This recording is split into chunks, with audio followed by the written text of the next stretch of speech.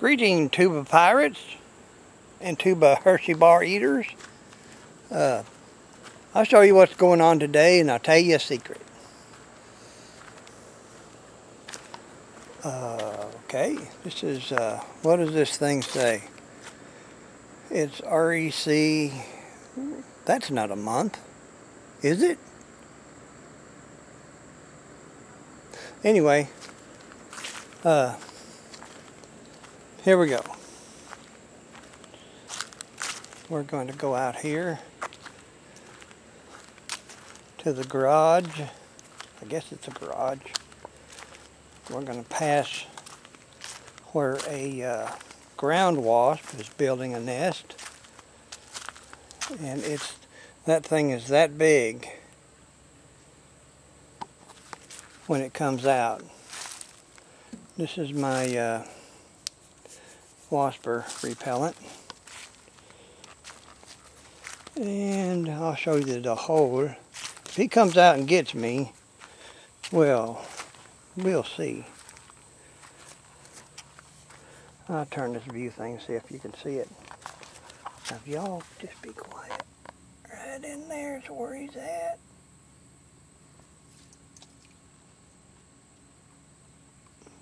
Where'd he go? I can't see you in the viewfinder. There it is.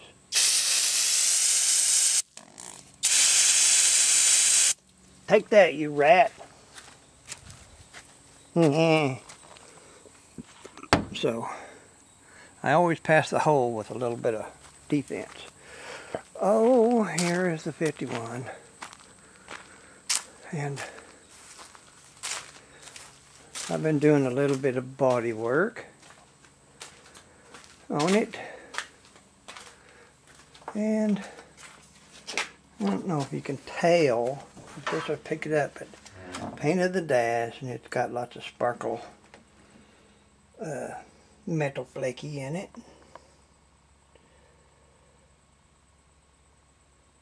And about 3 coats of clear. Of course, down below, it's got to be stripped and painted. I got some stainless steel paint, which looks pretty good on it. It doesn't look real shiny like that. It looks normal, like it used to be. So I get that done, I can crawl up under there and finish do the wiring.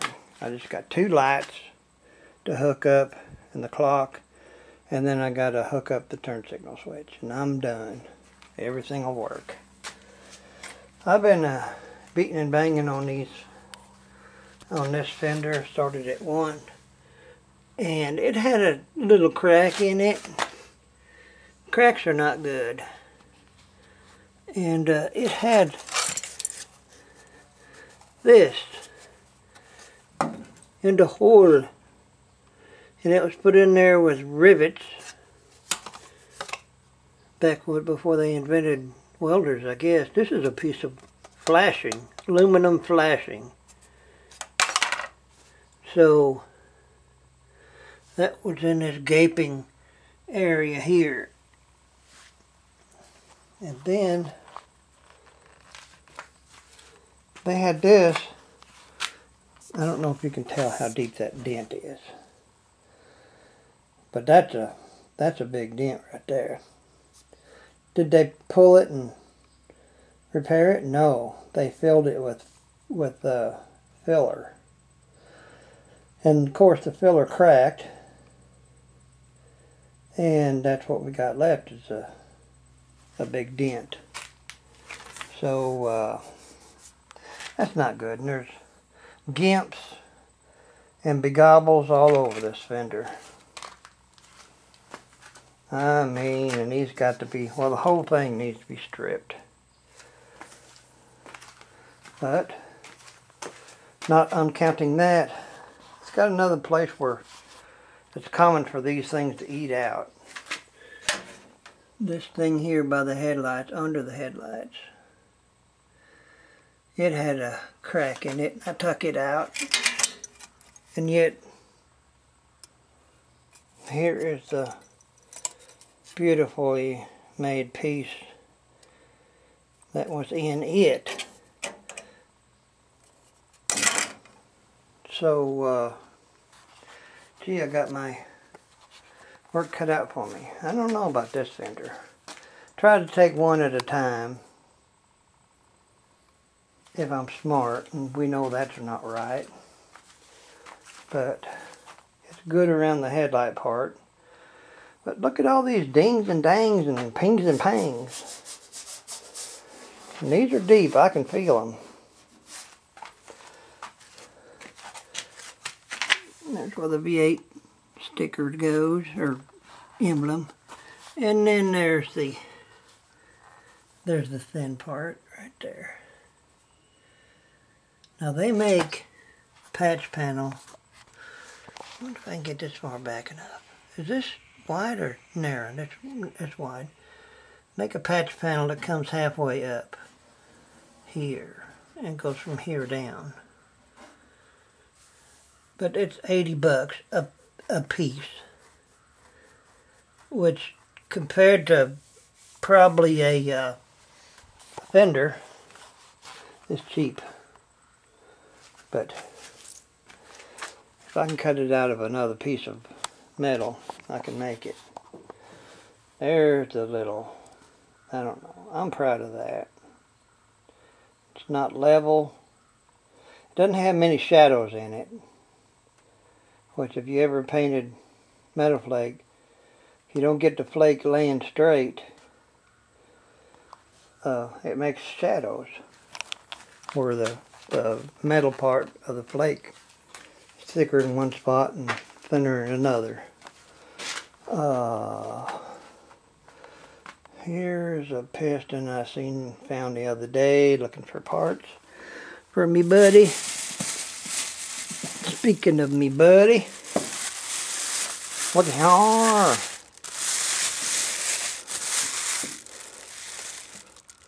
Now, y'all have seen this before. Which side did he fix? Which side did he fix? Well, that side is still wimpy and thin. This side is magically perfect. Yep, the rings go back on it. They fit good. Everything's good. So now I got to put it back on the rods and clean it up. Get ready to stick in the engine. 428. 428 with what started this is I guess it's just a normal compression piston, although it's a special ARIAS looking thing, and it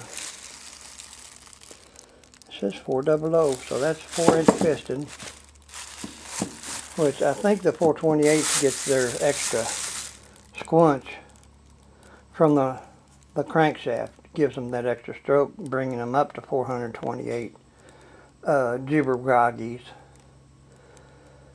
because they all got a 4-inch piston, just like about everything in from small block Chevrolets to big block Ford delays. And I don't know, it's been so long since I did a big block Chevrolet. I don't remember their standard bore size, but anyway, although I'd rather have one big block Chevrolet as every small block Chevrolet they ever made. They're just that darn good.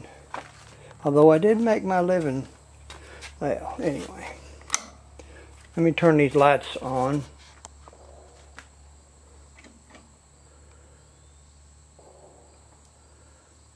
You know, you don't...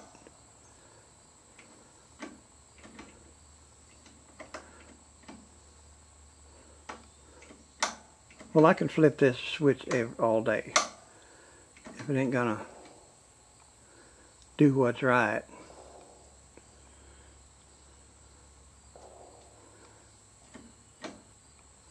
There you go. Anyway, I got some light fixtures right there with the lights that automatically come on. But I gotta hang them. They won't hang themselves, I found out. Here's 3 more fenders. And they're pretty good, kinda. That one's went to Memphis where the headlight goes, like that one on the car. But this one's good around the headlight, good-ish. But it had some stuff here that was eat up. I put some fiberglass matting on the holes. And this is for another project that I've got that I'll try and live to see the day. Let me start over here.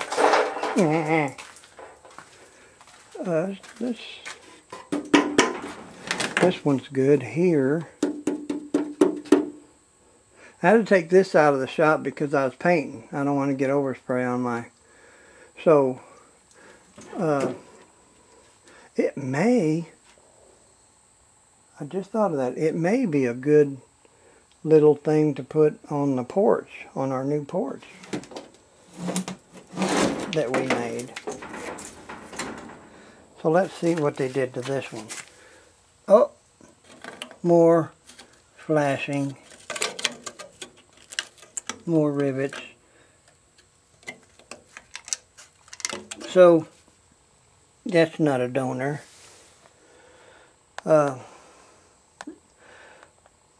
So I'll get some of them things ordered. And don't nobody get me any because I'm going to order them tonight. So thank you anyway. Appreciate it. All the help that y'all's give me. And you know who you are. But I'll stop up the holes there. And I'll fill this full of goober. It ain't that bad on the backside. But to stop the rust from going through, you got to put some fiberglass here or that long strand fiberglass Bondo looking stuff. That stops water, especially when you're just going to put Bondo over everything. But, okay, I'm talking out my nose. Let's see, what can I tell you now? Let's see. This is going right along, and I got one of these, another one of these, let's just go with me. I got one of these little hut tents, and well, Mary Ann got it for me, bless her heart, love her to death. And I need to put it up summers. I don't know where. Maybe right there, or maybe there. I don't know where to put it. I'd like for it to be level, but it doesn't have to be. And once I get it up and good, I'm going to take old Harold, and I'm going to put Harold in there and save him for democracy, and that way I can get my TR6 out and play with it a little bit. It needs a little loving, and I'm supposed to be getting a Secret Project 23 T-bucket. Yeah.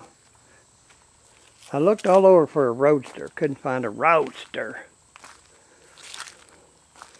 And I guess I can do this.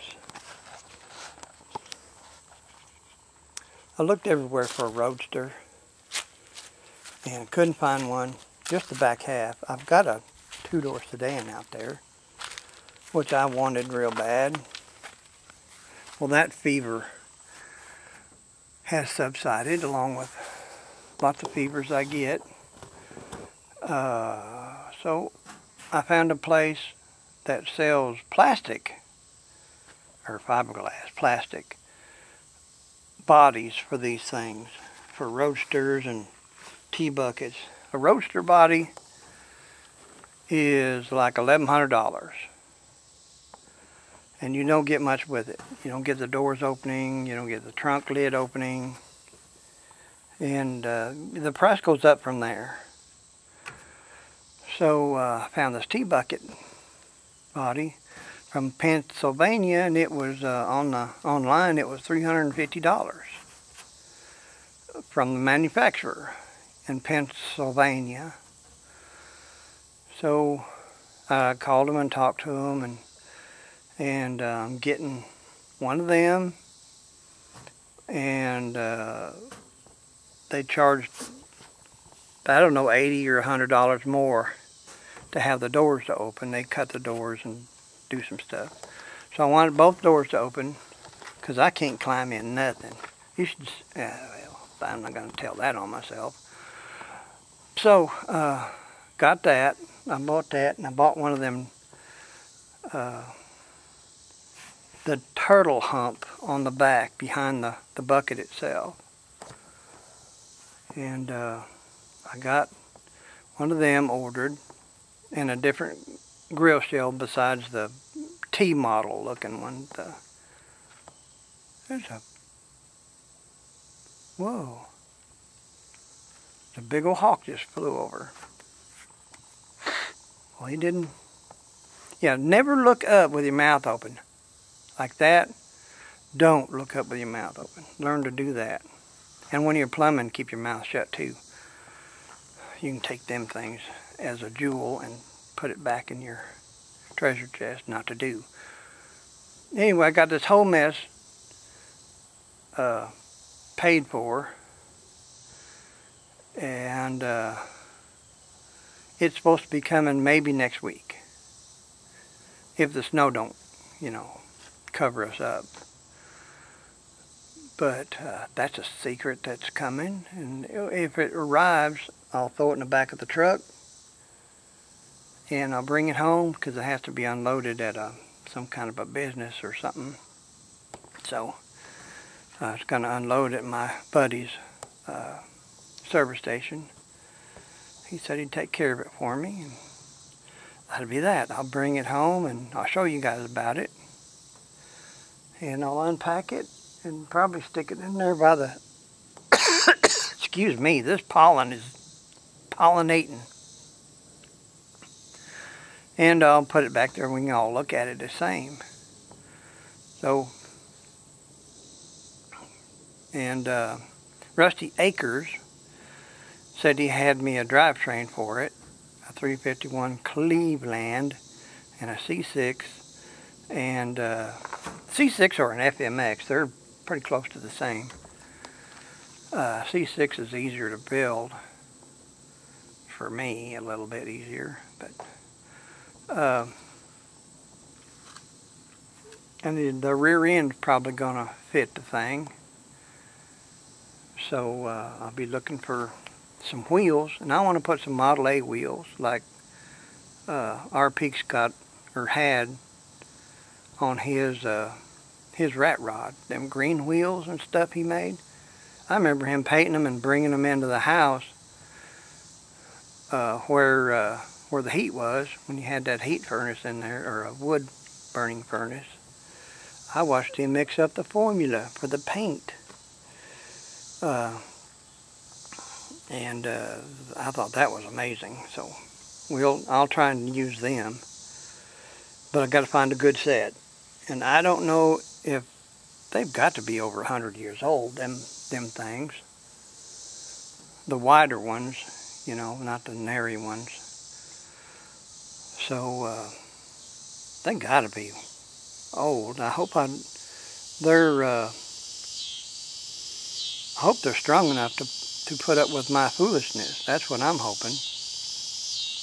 I never ran a wire wheel, much less a 100-year-old wire wheel. I don't know how much they'll give or how much they'll take. But if I do what's right on that Cleveland, it'll abuse the back end. The back tires will be abused with the engine, and then the front tires, I'll abuse them on the road. So we'll just see what happens. That's a long way down the trail. Now I got to make it there. So I guess that's it. It's quiet and calm here. There's nothing, no breezes, nothing here. There's nothing going on. So that means something's boiling up, ready to go on. The calm before the storm, I guess. And I've been busy playing with the porch and stuff, getting things ready. I hung a ceiling fan on it and wired it in, and it'll blow your hair back, and the mosquitoes out off of you.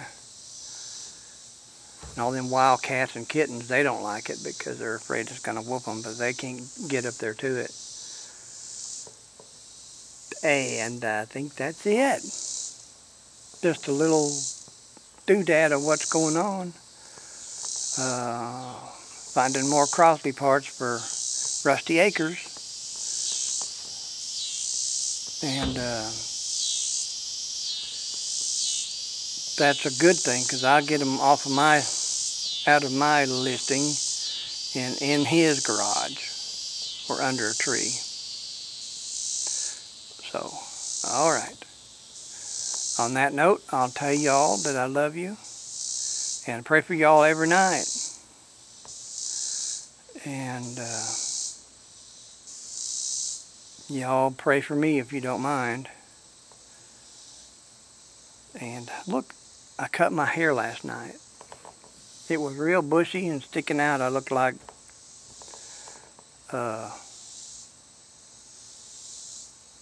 a hobo.